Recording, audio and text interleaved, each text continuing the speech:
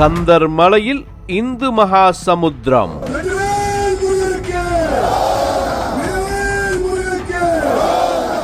காரைக்குடியிலேயே தடுக்கப்பட்ட எச் ராஜா. காடேஸ்வரா சுப்பிரமணியம் கைது. திகைத்தது திமுக அரசு. கோலஹலாஸ் டிவி யூடியூப் சேனல், இது வாய்மையின் எக்காலம். வணக்கம் நண்பர்களே. குன்றம் காக்கவும் குமரனை காக்கவும் திருப்பரங்குன்றத்தில் கூடிய இந்து சொந்தங்கள் தமிழக அரசியலுக்கு புதிய செய்தியை தந்துள்ளனர். அது என்ன செய்தி என்பதை பார்ப்பதற்கு முன் திருப்பரங்குன்றத்தில் என்ன நடந்தது என்பதை பார்த்து விடுவோம். முருகப்பெருமானின் அறுபடை வீடுகளில் முதல் படை வீடு மதுரை திருப்பரங்குன்றம் சுப்பிரமணியர் சுவாமி திருக்கோயில் ஆகும். குடைவரை கோயிலான இந்த கோயில் ஆயிரக்கணக்கான ஆண்டு பழமையானது. திருப்பரங்குன்றம் மலை மீது காசி விஸ்வநாதர் கோயில் உள்ளது. அதன் அருகே இடைக்காலத்தில் கட்டப்பட்ட சிக்கந்தர் பாதுஷா தர்கா பள்ளிவாசலும் உள்ளது.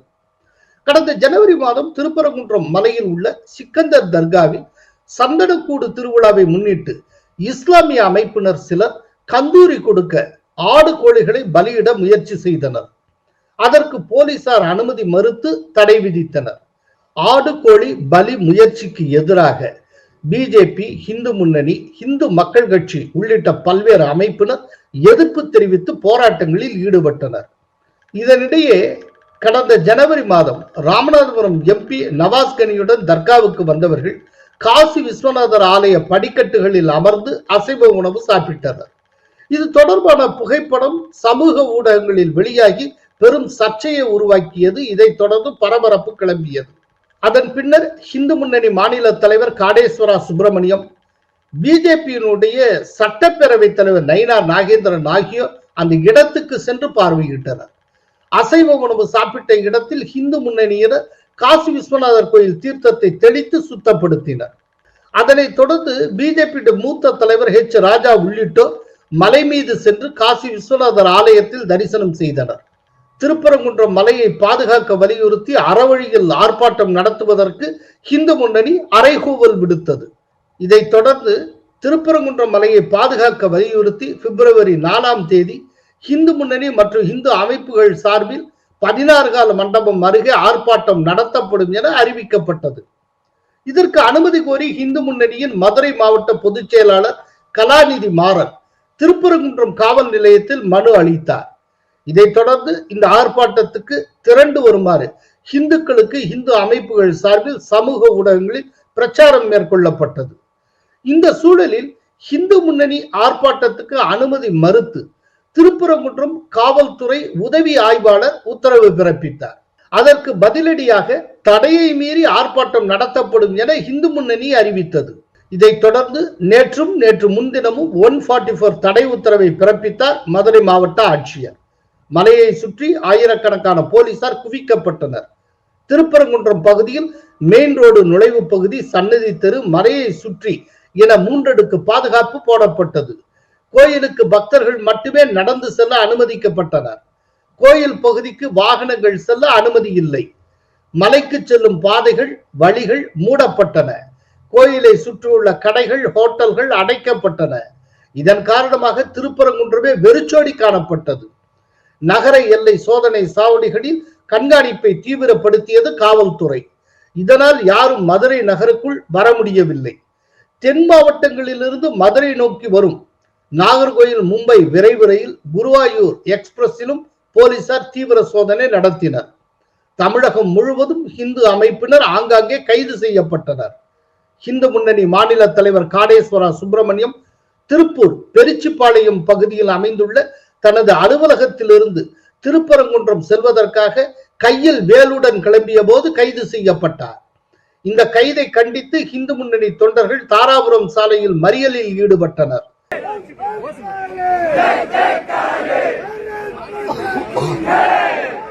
அப்போது ஒரு இந்து முன்னணி தொண்டர் திடீரென பெட்ரோல் ஊற்றிக்கொண்டு தீக்குளிக்க முயன்றதால் பரபரப்பு ஏற்பட்டது. திருப்பூர் மாவட்டத்தில் 18 பகுதிகளில் தற்காலிக சோதனை சாவடி மையம் அமைக்கப்பட்டு போலீசார் தீவிர கண்காணிப்பில் ஈடுபட்டனர். திருப்பூர் மாநகரிலிருந்து வெளியேறிய கார், வேன் மற்றும் பேருந்துகளில் சென்றவர்கள் எங்கே செல்கிறார்கள் என்கிற விவரம் சேகரிக்கப்பட்டு அவர்களது ஆவணங்கள் சரிபார்க்கப்பட்டன. விருதுநகர் சூலக்கரையில் உள்ள பிஜேபியுடைய கிழக்கு மாவட்ட தலைவர் பாண்டுரங்கனை போலீசார் வீட்டு காவலில் வைத்தனர். திருவனந்தபுரத்திலிருந்து விருதுநகருக்கு ரயிலில் வந்த தமிழ்நாடு கேரள RSS பொறுப்பாளர் வன்னியராஜனை போலீசார் சுற்றி வளைத்தனர். இந்நிலையில் மதுரை மாவட்ட ஆட்சியரின் தடை உத்தரவை ரத்து செய்ய கோரியும் இந்து முன்னணி ஆர்ப்பாட்டத்தில் யாரும் கலந்து கொள்ள வேண்டாம் என்று காவல்துறை வெளியிட்ட செய்தி அறிக்கையை ரத்து செய்ய கோரியும் மெட்ராஸ் உயர்நீதிமன்ற மதுரை கிளையில் மதுரையை சேர்ந்த சுந்தரவடிவேல் மற்றும் முருகன் ஆகியோர் சார்பில் வழக்குகள் தொடுக்கப்பட்டன. இந்த வழக்கு நீதிபதிகள் ஜெயச்சந்திரன், பூர்ணிமா ஆகியோர் அடங்கிய அமர்வில் விசாரணைக்கு வந்தது. வழக்கை விசாரித்த நீதிபதிகள் ஆர்ப்பாட்டம் நடத்துவது அரசு அமைப்புக்கு உட்பட்டது, பொது அமைதிக்கு குந்தகம் விளைவிக்காத வகையில் ஆர்ப்பாட்டம் அமைய வேண்டும். பழங்கானத்தம் பகுதியில் மாலை 5 முதல் 6 மணி வரை 1 மணி நேரம் ஆர்ப்பாட்டம் நடத்த அனுமதிக்கப்படுகிறது. ஆர்ப்பாட்டத்துக்கு காவல்துறை உரிய பாதுகாப்பை வழங்க வேண்டும். வெறுப்பை தூண்டுகிற முழக்கங்களை எவரும் எழுப்பக்கூடாது. இந்த ஆர்ப்பாட்டம் முழுமையாக வீடியோ பதிவு செய்யப்பட வேண்டும் என்று உத்தரவிட்டனர். அதைத் தொடர்ந்து பழங்கானத்தத்தில் நேற்று ஆர்ப்பாட்டம் நடைபெற்றது. அந்த ஆர்ப்பாட்டத்தில் ஆயிரக்கணக்கான இந்துக்கள் திரளாக கலந்து கொண்டனர். அதில் பிஜேபியுடைய மூத்த தலைவர் H. ராஜா என்ன பேசினார் என்பதை பார்ப்போம். தமிழகத்தில் திமுக ஆட்சிக்கு வரும்போதெல்லாம் இந்துக்களுக்கு எதிரான நிர்வாகம் நடைபெறுகிறது. தமிழகத்தில் இருக்கும் மு.க. ஸ்டாலின் அரசுக்கு சொல்லுகிறேன், இப்படித்தான் உத்தரப்பிரதேசத்திலும் நடைபெற்றது. இன்று உத்தரப்பிரதேசத்தில் எதிரிகள் ஆட்சிக்கே வர முடியாத சூழல் ஏற்பட்டு இருக்கிறது. அதேபோல் இங்கும் ஏற்படும். இப்படித்தான் செய்தார்கள் உத்தரப்பிரதேசத்திலே. ஆனால் நம் எதிரிகள் இனிமேல் ஆட்சிக்கே வர முடியாது என்ற சூழ்நிலை அங்கே ஏற்பட்டது போல அறுபடை வீடுகளில் முதல் படை வீடான திருப்பரங்குன்றத்தை பங்கு போட அலையும் இந்து விரோத கூட்டத்தை நான் எச்சரிக்கிறேன். திருப்பரங்குன்றத்தில் முதலில் வந்தது முருகன் கோயிலா, தர்காவா? இப்போது மட்டும் ஏன் பிரச்சனை வருகிறது? திமுக வரும்போதெல்லாம் இந்து மக்களுக்கு எதிரான நிர்வாகம் நடைபெறுகிறது என்பதை யாரும் மறக்க கூடாது. முதல்ல வந்துதான் முருகன் கோவில், இல்லை ஏதோ தர்கா சொல்றீங்களே, அது முன்னாடி வந்ததா? யோசித்து பார்க்கணும்.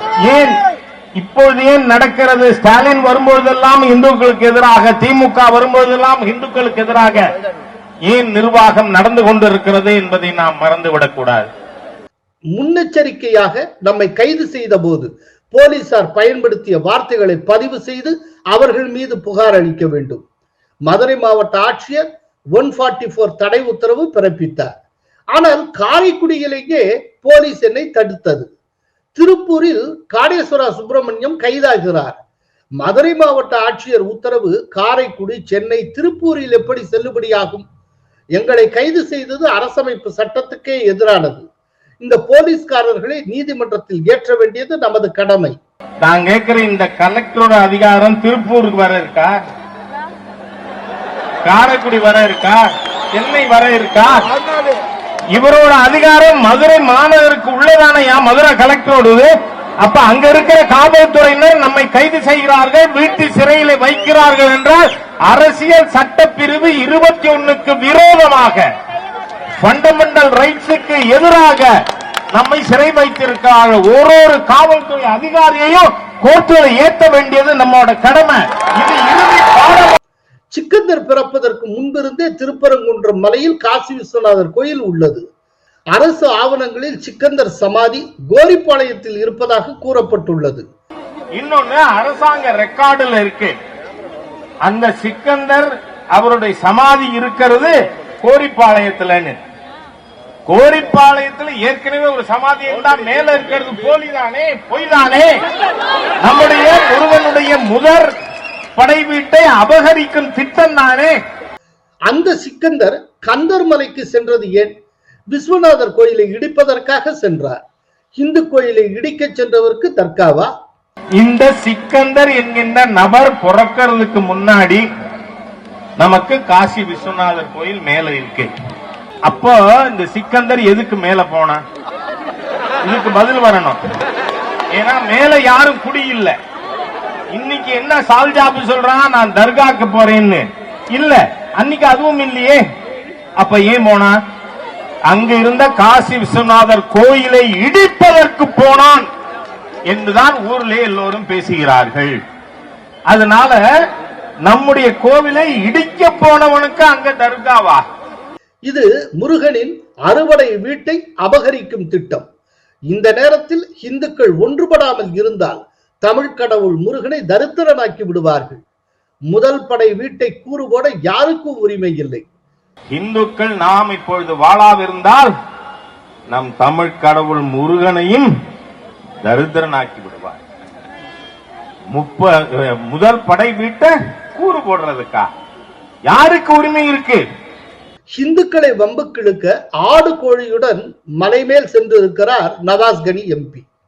அயோத்தி போல் ஆகிவிடக் கூடாது என்பதற்காக தடை விதித்தோம் என்று நீதிமன்றத்தில் கூறியிருக்கிறது தமிழக அரசு.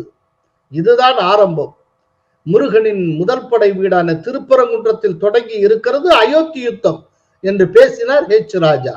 இன்னைக்கு நீதிமன்றத்தில் தமிழ்நாடு அரசு என்ன சொல்லி இருக்கு? அயோத்தி மாதிரி ஆகப்படாதுங்கிறதுக்காக தடை பண்ணானா? அதாண்ட ஆரம்பமே. அயோத்தி இங்கு முருகப்பெருமானுடைய முதல் படை வீட்டிலே துவங்குகிறது. பிஜேபியினுடைய மாநில பொதுச் செயலாளர் பேராசிரியர் டாக்டர் ராம ஸ்ரீனிவாசன் என்ன பேசினார் என்பதை பார்ப்போம். திருப்பரங்குன்றம் ஒரு சின்ன ஊர், 5 மாநகராட்சி வார்டுகளே உள்ள ஊர். அதில் ஒரு இந்து அமைப்பு ஆர்ப்பாட்டம் நடத்த இத்தனை கெடுபிடியா? 144 தடை உத்தரவு. போராட்டத்தை முறியடிக்க 15 மாவட்ட எஸ்பிக்கள் ஆலோசனை செய்கின்றனர். மதவாத அமைப்பு, இஸ்லாமிய அமைப்புகளை கேள்வி கேட்க முடியாத போலீசார் இந்து அமைப்புகளுக்கு இத்தனை கெடுபிடி விதிப்பதுதான் சமய சார்பின்மையா?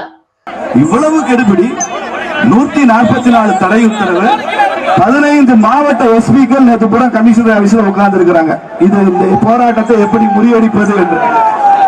ஒரு மதவாத அமைப்பு, ஒரு முஸ்லீம் அமைப்பை கேள்வி கேட்பதற்கு துப்பில்லாத காவல்துறை இந்துக்களுக்கு மாத்திரம் இவ்வளவு கெடுபிடி நினைத்தால் இதுதான் உங்கள் சமய சார்பற்ற தன்மையா? கந்தர் மலையில் நவாஸ்கனி பிரியாணி சாப்பிட்ட போது வேடிக்கை பார்த்த போலீசார் மலையின் புனிதம் காக்க இந்துக்கள் போராட்டம் நடத்தினால் கெடுபிடி காட்டுகின்றனர். ராமநாதபுரத்தில் இந்துக்கள் வாக்குகளையும் பெற்று எம்பியான நவாஸ்கனி அங்கே வந்து பிரியாணி சாப்பிட்ட போது வேடிக்கை பார்த்த காவல்துறை இன்று அந்த மலையின் புனிதத்தை காப்பாற்றுவதற்கு போராடுகிற இந்துக்கள் மீது வழக்கு. இந்து முன்னணி சுவரொட்டி ஒட்டினான் என்பதற்காக சிறைச்சாலையில் அடைக்கப்பட்ட சம்பவம். இதெல்லாம் வரலாற்றில் இடம்பெறும். வரலாற்றில் இடம்பெறும். இப்போது பார்ப்பது வெறும் டீசர் மட்டும்தான். மெயின் பிக்சர் இனிமேல் தான் வரும். டீசரில் இந்து முன்னணி கதாநாயகன், மெயின் பிக்சரில் ஒவ்வொரு இந்துவும் கதாநாயகன். ஐயா ஸ்டாலினுக்கு சொல்லுகிறேன், இதெல்லாம் டீசர் தம்பி, டீசர். டீசருக்கே இப்படி பயப்படுறீங்களே, மெயின் பிக்சர் இனிமேதான் வரப்போகுது. இந்த டீசர்ல இந்து முன்னணி கதாநாயகன், மெயின் பிக்சர்ல ஒவ்வொரு இந்துவும் கதாநாயகனாக இருப்பார். 2026 வரைதான் ஸ்டாலின் ஆட்சி, அதற்கு பிறகு முருகனின் ஆட்சி வரும் என்றார் ராமசீனிவாசன். 2026 வரைக்கும் தான் கருணாநிதி ஆட்சி, ஸ்டாலின் ஆட்சி, உதயநிதி ஆட்சி. 26க்கு அப்புறம் இது முருகனின் ஆட்சியாகத்தான் மாறப்போகுது. ஓராண்டுக்கு முன் சென்னிமலையை கிறிஸ்தவ மலையாக அறிவிக்க போகிறோம் என்று சிலர் கூறிய போது சென்னிமலையை காக்க இந்துக்கள் ஆயிரக்கணக்கில் கூடினர். இப்போது குமரன் மலையை காக்க திருப்பரங்குன்றத்தில் குழுமியுள்ளனர் இந்துக்கள். தமிழகத்தில் இந்துக்களை மையப்படுத்திய அரசியல் எடுபடாது என்கிற கருத்து பரவலாக உண்டு. அது தவறு என்பதை திருப்பரங்குன்றம் நிகழ்வு உறுதிப்படுத்தி இருக்கிறது. உத்தரப்பிரதேசத்தில் கடைபிடித்த அதே அணுகுமுறையை தமிழகத்தில் கடைபிடிக்க வேண்டிய கட்டாயம் பிஜேபிக்கு ஏற்பட்டு கொண்டிருக்கிறது. தமிழக பிஜேபி நேரடியாக இந்துத்துவ அரசியல் ஈடுபட வேண்டிய சூழல் வந்துவிட்டது. அதற்கான சமிக்கை தான் திருப்பரங்குன்றம் நிகழ்வு. நன்றி, வணக்கம். கோலஹலாஸ் டிவி யூடியூப் சேனல், இது வாய்மையின் எக்காலம்.